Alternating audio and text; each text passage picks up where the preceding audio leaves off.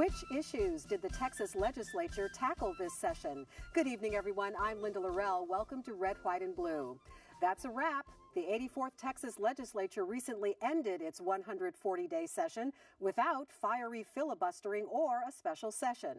By the last day of the session, Governor Greg Abbott signed approximately 248 bills into law.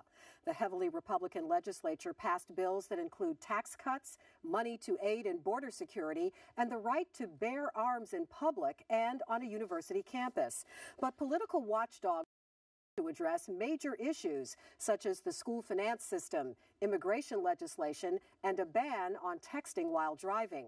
So tonight we ask, what did lawmakers successfully accomplish for Texas this session?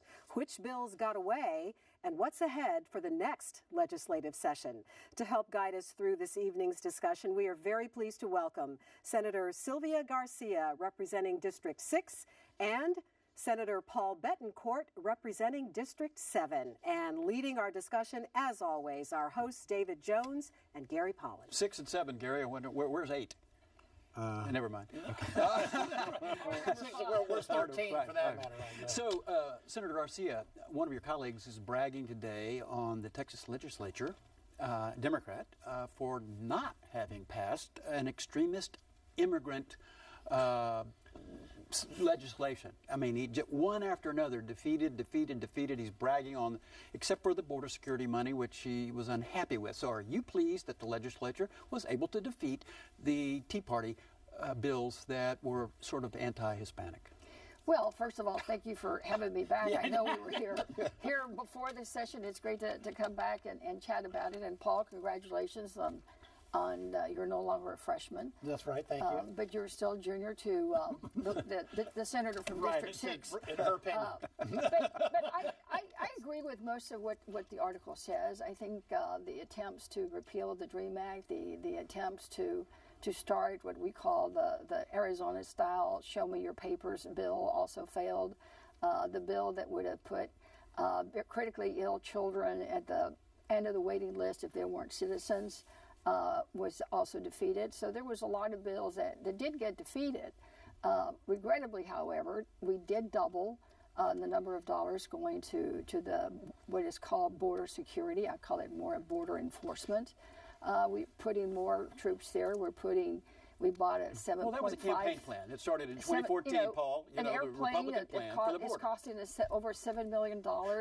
We're funding DPS troopers to up 250. We're doing what the federal government refuses to do, which is absolutely to do border enforcement. Sylvia, then why are we having to do it? They don't do it. That's why we're stepping in as a state government to try to stop, sex trafficking, drug trafficking, money laundering, cartels, ISIS. Terrorism. We're doing everything that from the state level because the feds refuse to step in and do their job. You missed one major point of your colleague's article in the paper, which is that you failed on so many other bills. David, how is it? Well, you have a supermajority. I mean, why can't you pass repealing the DREAM Act? David, I don't know what my other colleagues said in minutia. But I will tell you that we had a very successful legislative session. We passed a very conservative budget. We've got $3.8 billion worth of property tax relief. We have actually included in that is $811 million for border security. And when there's less crime, less sex trafficking, less drug trafficking, less cartels, because we spent that extra money, then I believe even Senator Rodriguez will agree at that point in time that money's been well spent. Yeah, and you talked about the border, and obviously there's disagreements as to whether the border is under control or not. Democrats say it's under control, Republicans say no. But when we had Letitia Van de Putte on, when she was running for lieutenant governor, she had a very interesting idea. She didn't say she had a different way of going about border security. She said we should take the resources and send them to the border counties so the sheriffs can hire more deputies to do the job there because they're on site, which was an interesting idea. So what happened to that idea? It just wasn't accepted. I mean, the whole idea has been all along to send more DPS and send more National Guard down there. It's about militarizing the border. I don't think for us to create our own force of 250 more DPS troops, one more National Guard group, a $7.5 million plane. I don't know how much of their hardware. I mean, that's building our own army. We don't need to do that. When there, especially if you look at 60% decline, 60% decline in border crossings. There's also been, experts have looked at it, there's less crime in the valley now than there has ever been. That's right, because we've got people on the border, Senator Garcia. And all the money and all the troops are going to the Rio Grande Valley. They're not going to send DPS troopers to Houston. But if they would, I wish that they would do it quickly, because you're right, we do have crime here. Well, as Lizzie said, we passed 248 bills, so we've got to cover a lot of ground. But we only created one company of Texas Rangers. Now, I realize to a lot of people that can mean that's an army, but one company of Texas Rangers can do a lot of good. All right, Gary and I both were really alarmed when we talked recently about the legislature's failure to fund hospitals' trauma care. And since you both were involved in county government, you know that the Commissioners Court reduced the tax rate from 19 to 17 cents. Memorial Hermann CEO says we're in community meltdown because we are losing trauma care services. And that's you and I both. Yeah, we agree. To set the stage, what's happened, according to the Harris County Hospital District, or whatever, the Harris County Health, that they call it now, they're basically on drive-by status because they don't have the resources to take care of the people they need to take care of. So what's happened, and the problem we face in the county, as you know, since y'all were both county officials, is the county is bearing the brunt financially for the failures of the federal government, for the failures of the state government. So what do we do about that from a what's your plan to save Ben-Taub, Paul? Okay, well, first off, that's not something that was debated in the legislature that I know of. Okay, Sylvia may know of something that I didn't know the status of Ben-Taub. There was no debate at all on Medicaid expansion because the leadership held a press conference and said we were not going to talk about it. We will hear no bill. Bills were filed, but they just weren't heard. It was totally ignored. We could have expanded Medicaid with just a drop of the dollars we're spending on border security, and that would have given more eligibility to over 1 million people. But what leadership was trying to do? Half of which are here in Harris County, which means they'd have Medicaid and would have the ability to go to Ben-Taub. We also did not fund that portion of the budget that could be funded to help the local hospital districts that have disproportionate care of underserved communities and uninsured communities. That was zeroed out. They wouldn't even talk about it. What about the driver responsibility? Basically, the state was in denial and shoved it down to the county. Okay, but no, the state leadership is not in denial. What the state leadership is doing is recognizing the obvious. They're waiting on the Supreme Court decision by July, which will decide whether or not we have exchanges in 35 states and whether the Affordable Health Care Act, a.k.a. Obamacare, survives or not. And that's the responsible thing to do. Now, you mentioned Letitia Vanderpue that she had a good idea. You know that she's running on property tax relief in San Antonio? That's her big issue.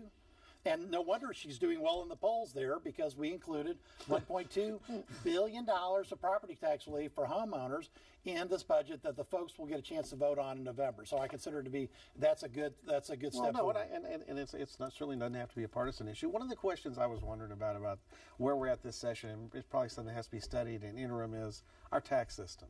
We've all talked about this before. We have a dysfunctional tax system. We have a tax system that was set up for an agrarian society 150 years ago. We don't live in an agrarian society anymore, yet we have this hodgepodge of taxes with some people pay, some people don't. We have exemptions for some and not for others. When are we going to take a look at this and come up with a tax system that makes sense, that will give the state the revenue it needs and ensure that we can have the kind of economic growth we'd all like to see in the state? I've got an interim study request in Lieutenant Governor that will talk about looking at property taxation completely top down, and I hope we do. In the last part of the session, and Senator Garcia knows this, there was a big debate between the House and the Senate leadership about whether to cut sales taxes or cut property taxes. And what a bill that started out at 141-0 in the House to cut sales taxes turned around and became almost exactly the same number for cutting property taxes. So I think right now the direction is to cut property taxes, and we'll see what that's as a step for reform. I mean, one of the things. I think we need to look at all of it, not just property taxes, but all the exemptions. We need to look at the sales tax and see what else we can exempt, or what else needs to be added. I think we need to look at all of it, because you can't just look at it at piecemeal. Piecemeal. there has to be a structural change. Tell me how in that happens. conjunction with that, Tax we've amendments, got to look at tax abatements, TERSs, increment You reinvestments. read the paper. I mean, By the way, the mayor the governor is trying to bring GE to Texas. I mean, here's a governor who wasn't for the enterprise fund, made some changes, and they're good changes, but is already learning fast that to lure companies, you got to offer them something. But we need to look at all of them to make sure that the taxpayers don't get the short end of the stick. Yeah, that actually, and when you're going to give them a break, they actually deliver on what their promises, because a number of the things that were done under Governor Perry, it turned out the companies didn't deliver on what they had agreed. And we agree on that. That's intolerable. Right. Some of these And tax we need to look also, Gary, in conjunction with that, where are we going with our debt? I mean, our debt is getting out of control. We just went ahead and included in the budget, more tuition revenue bonds, which means we'll get into more debt. We really need to look at that because we left $18 billion on the table. We could have paid for some of these things on a one-time basis. In the rainy day fund. Okay, that's what it's up to now? Right. It'll be up to $18 billion? No, Well, 11 no, billion. it's 11 plus what we did leave on the table in the budget itself. So combined, it's 18 billion. There's some things I think that we could have paid for in the budget that were one-time expenses out of the rainy day fund and saved a little more to do some of these things like trauma care and education. You've got a pension liability. More pre-K. I mean, there's a lot of things we left. Now, by the way, undone. there was no filibuster up in the session, but Sylvia's waiting for one. But I wanted to ask. Well, that's because we quit early. We quit at 10:30, And she was going to and I was filibuster. ready. I was ready with my bills, ready to talk some more, but he cut it off. So it seems to me, Sylvia, you think we should have an interim study on the debt situation involving the state and the local communities and the school districts. Absolutely, because we can't criticize the schools for floating too many bonds and going into debt if we're not giving them the appropriate funding and facilities funding through our education formulas. And Paul and I both said on education that we've not provided facilities funding to school districts in a very, very long time. We've not redone the formula on bilingual ed. We've not done the formula on transportation. We just haven't restored all the cuts. We did very little when it comes to education. So there's a couple of education bills that I want to ask you about, Mr. Bettancourt. And he's going to tell you it's a responsible thing because we're waiting for a lawsuit. Well, I don't know how you voted. Let's give him a chance to ask the question before we But get that's what I'm saying, Paul. That's right. I don't know how you voted on these two bills. One of them would have provided a business tax deduction for those contributions to private education. That's called a tax credit scholarship. Tax credit scholarship. Did not pass. And right? that was his bill. That was my And right. it did no, not it passed the Senate, but we couldn't get through the House. And then there was a bill called by the Republican State Committee, Common Core Light, that was passed by a senator from Amarillo. Senator Seliger. Yes. Now, did you vote for No, Mr. I voted no on the second one. Okay. How about you, Senator Garcia? I can't recall. I think I voted for that bill, but Neither I think you or Jose voted. but I think- Senator Rodriguez voted no on that bill. I can't remember which one. I'm glad you mentioned the tax credit bill because it's a perfect example that, but for the change of the 2/3 rule, his bill would not have even gotten out of committee. And there was at least 3 or 4 others like that: the gun bill, the public integrity change of venue, The number one thing that happened. the anti-union bills. A lot of those bills, but for the 2/3 rule, would have never gone out of the Senate. So you got to change the You mean the rules. right to work Then bills? Senator Patrick, now Lieutenant Governor, campaigned on changing the Senate blocker bill from 21 to 19. That was successful. It did make a big difference in the session. As a conservative, I'm very happy because we did pass conservative bills that would not have passed before.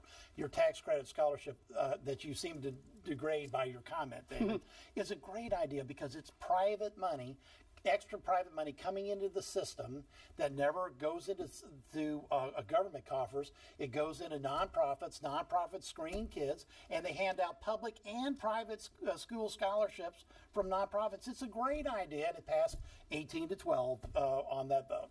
Okay, and she's And right. it'd be a great idea if we'd already taken care of the public schools. But until we do what's right by all the public schools I know, and that's, Okay, we and raised fully the- fund them, I mean, I just named 4 or 5 formulas we that have haven't been raised touched since the 2.7. 80s. We've added They've not 2.7 been touched billion. since the 80s, Okay, Paul. we added 2.7 billion into public ed this time. That was that was above the 1.5 needed just for enrollment growth. So we're adding more money into the public schools. We've increased the public school basic allotment from like 5,070 to 5,104. $100. Well, Okay. great, but we're certainly headed. But You can't say it's a $100. gap.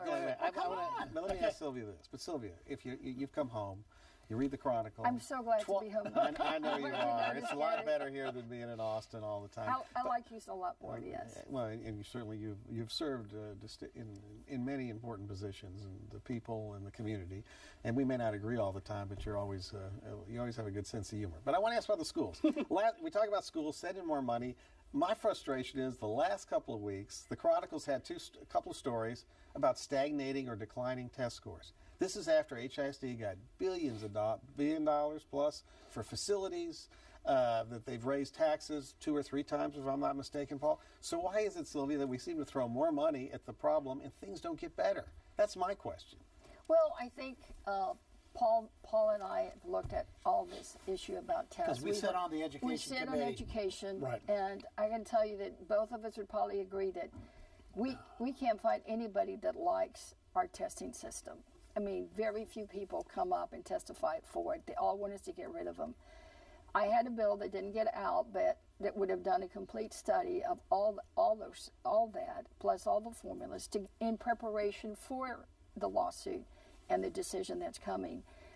Didn't get through it, but I did get one that we are going to look at as a pilot project on the writing portion of some of these tests to see, is there really a better way of doing this? Because there's something wrong when you see a student come up and testify who is got good grades, it's already been accepted in college, is a high achiever, but they didn't pass the test. You remember the testimony on the writing element? Right, and the writing one. You have, 25 lines that you're supposed to write? And you have to stay within the lines, and if your train of thought ends right here, you just leave it hanging. Now, let me and that's why that bill... That's the way Gary texts, by the way, that bill way. did pass, and we're waiting to see if the governor will sign it, but it's the first step in really looking at the tests, how to administer the whole thing. 2 things I want to add, because we spent 100 plus hours in the education committee, Sylvia and I, listening to testimony.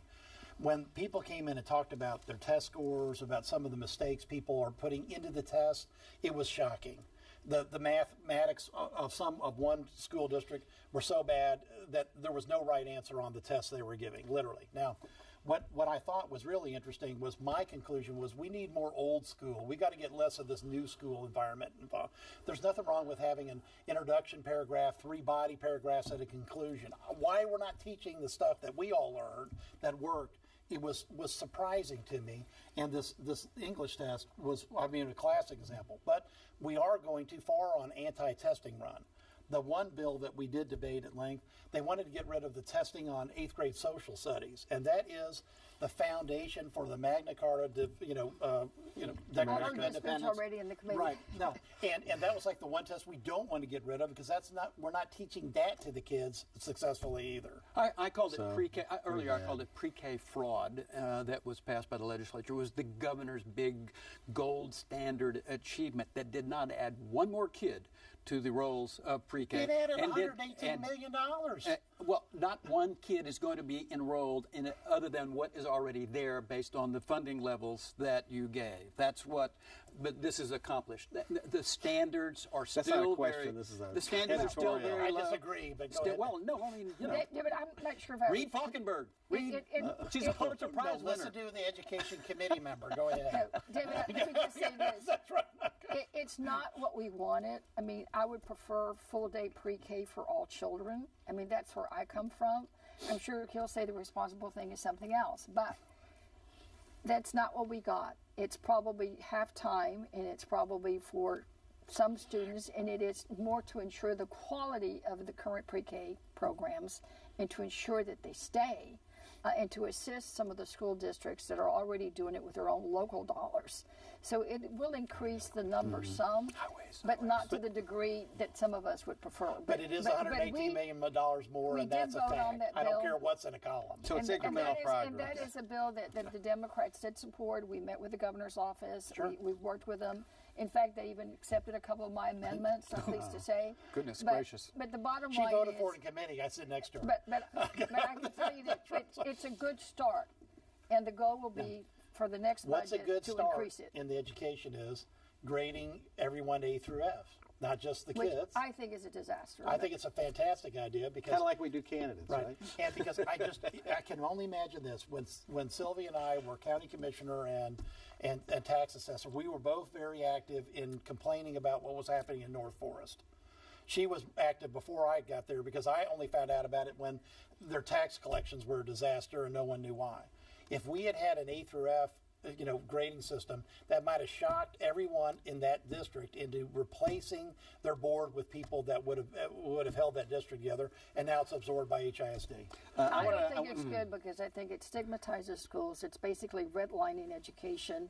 I think it's bad for the self-esteem of even the child to know that they're going to an F school. Well, I just don't think it helps. Well, that's school choice. I think parents know when a school's not doing well, and they'll get together and they'll do what they need to do. And I don't think it matters if it's exemplary or A. They don't really care. All they care about is what's happening to their Well, and then there's an F or a D school. We need to do something about it. Go. Okay, let's talk about transportation. Transportation. Okay, we voted last November on a constitutional amendment. We're spending more money. I don't know. Well, you can tell us what the legislature did this time. Anyone living in Houston will tell you traffic is worse than ever. It's going downhill, and it's going downhill fast. Because we're the job mecca for the country. Okay, That's so why what are we going to? Well, what's the plan? you're going to get a chance to vote again in November on a plan that will basically add $2.7 billion to transportation funding, and it's tied to 35% of the vehicle sales tax, and it will increment over time.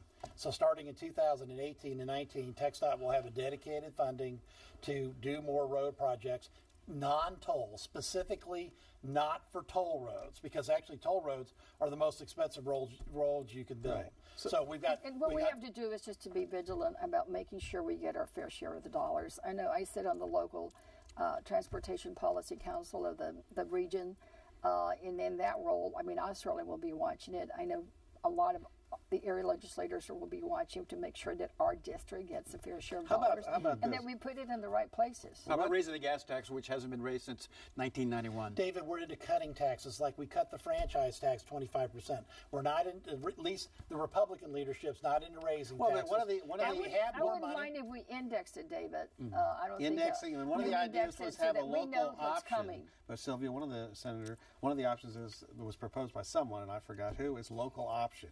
That is that regions could vote, do you want to have your gas tax indexed? And all the money that's generated goes to that region for transportation projects. Is that an idea you think that anyone would have interest in letting the people decide? Dave, I mean, well, I could take a line out of David's deal. Dead on arrival in a Republican legislature, okay? Especially with a rule change of 2/3. Okay, but you'd support it.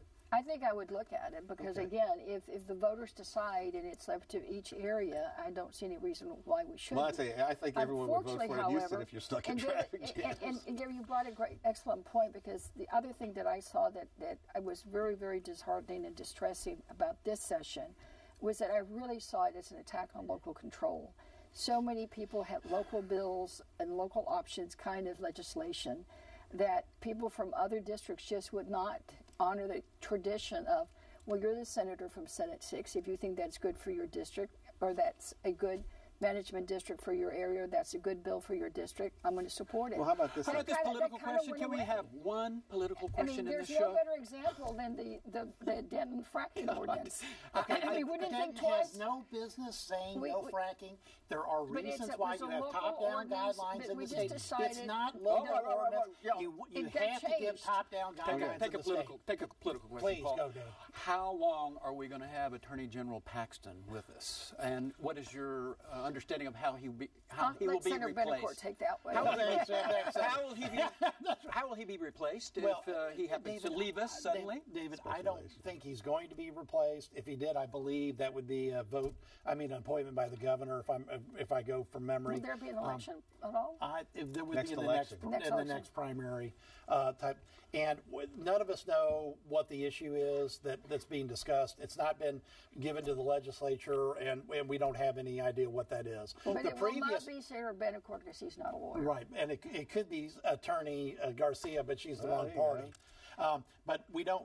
The prior stuff, I don't think it's not going to be at the level that will it cause a problem for him. There's also, because of the public integrity unit debate, there is a diminished respect for grand juries in Travis County by almost everybody involved in the process. So I think if something happens, it will come from a county outside of Travis. And One word answer. A through F. How would you grade the legislature? A. How would you grade the legislature? The whole legislature? Yes, just the whole session. A through F. Probably C. And after, with that, and average done. to B. Thank you so much, Senator B's still Garcia. good. Senator B's still, Bettancourt. yeah, right. Here's the big question, Linda. What grade would you give David? I am not going there. I can Okay, give a you are grade. not going to get me in trouble. Do that on radio. Remember, you can catch Red, White, and Blue every Friday at 7:30 p.m. right here on TV8, and again Saturday at 6:30 p.m. We also invite you to visit us online and send us your comments. We want to hear what you are saying about the issues that affect Houston. You can submit your comments at HoustonPublicMedia.org or on Facebook. And while you're there, don't forget to like us. Thanks so much for watching. We'll see you again next week. Good night.